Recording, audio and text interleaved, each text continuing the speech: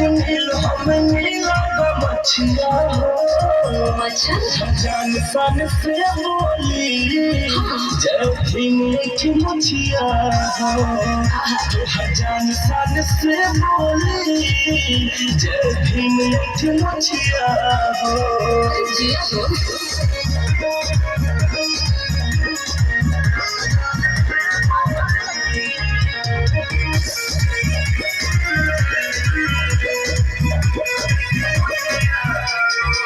आगे बंधी पगारिया हो तू हिलावा कमारिया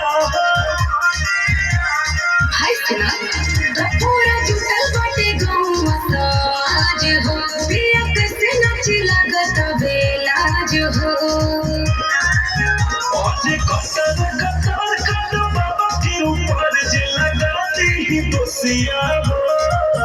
तू जान सन से बोली जय भीम की मछिया हो तू जान सन से बोली जय भीम की मछिया हो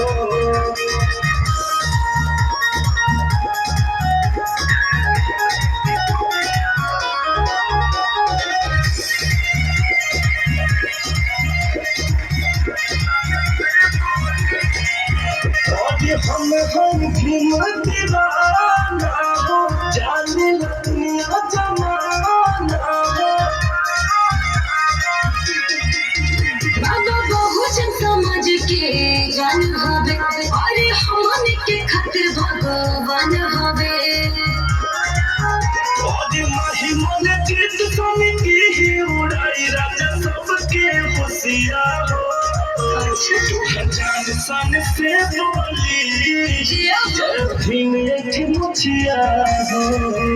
तू जान सन से बोली जय भीम की मछिया हो बाबा साहब की जय हो।